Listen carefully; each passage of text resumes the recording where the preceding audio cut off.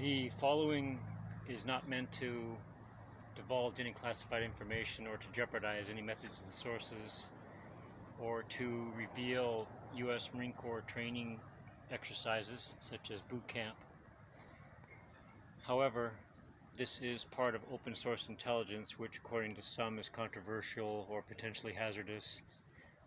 And to that I say that life is hazardous and everyone dies. So it's more a matter of how well we live while we're here. Living the life, documenting it well, and sharing it wisely is the MO. This particular segment of an ongoing series of videos for the National Guard, whose purpose since 1978 is uniting the world's militaries towards service to the planet, is specifically about Marine Corps boot camp. And the journal is being published for MCRD 2000, or actually it's 1986, 2085, I think was the platoon. And this is also about 2nd Battalion, 6th Marine Regiment, Camp Lejeune, North Carolina, tip of the spear for President Bush Sr. while he was Vice President. Unknown to Congress, unknown to the American people, Bush Sr. had the Marines engaged in over 300 police actions worldwide to enforce banking doctrine and other corporate doctrine. We were a strike force, and I didn't learn till later that these 300 units consisting of battalion size or regiment size numbers, ours was 400 to 600 out of 26 Camp Lejeune. President's Police Force, tip of the spear. Our job was to go in and wipe out any resistance, gather intel, relay it back, and in 1987 my unit was sent to illegally invade Libya 10 years before the takeover. So the purpose of our trip was to gather intel for later takeover. Turns out Gaddafi was not our enemy after all. He was one of the best dictators in the world. His people loved him. He drove around the streets of his city, Tripoli, with the front windshield down on his Jeep, waving at the people and them waving at him. Every married couple got $50,000. Gasoline was 14 cents a gallon. And all the stuff that they told us to get us motivated to go take him out was untrue, turns out. More specifically, this video is about the Afghan-Iraq wars, especially the war with Afghanistan. When I was an infantry soldier in 1986-87, Osama bin Laden was our #1 hero, and Vladimir Putin, bless his heart, was the so-called world's #1 enemy.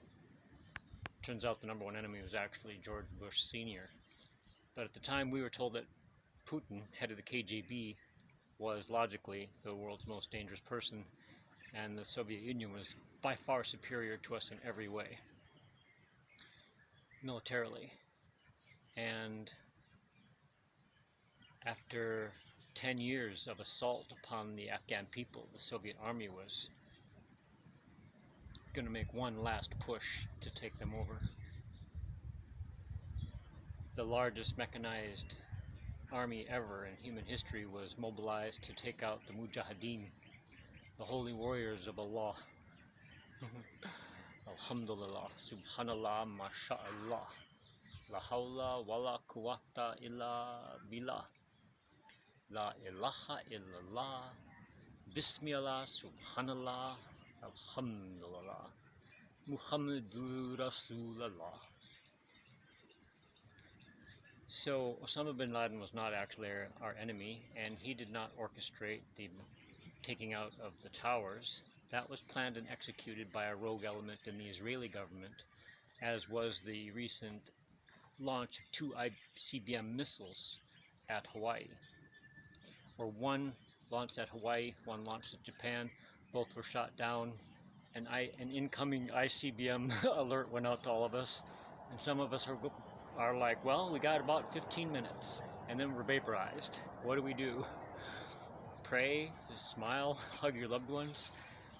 So false flag terror is nearing its end, and this video is to reveal the extreme global terrorism on the part of the Bush administration and the CIA.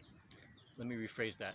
Rogue element within the CIA. The CIA is 90% benevolent. Human beings are 90% benevolent. Life is 90% benevolent. The other 10% is pure rage and evil, destruction, death, disease, war. La hawla wa la quwwata illa billah. There is no movement or power except by the will of Allah, or whatever you want to call your God, your source. That's all for now. Stay tuned. Open source intelligence created by Robert David Steele, Marine Corps infantry officer and high-level CIA covert station chief. Son of an oil man, Republican, and it was he that inspired me to lead this revolution against tyranny that is mostly within, and then it manifests outwardly when people or nations get sick. And the CIA is well aware of national sickness that takes place when there's too much apathy or judgment or vengefulness. So now the whole world's on lockdown with a real or illusionary dis-ease. Stay tuned for that subject.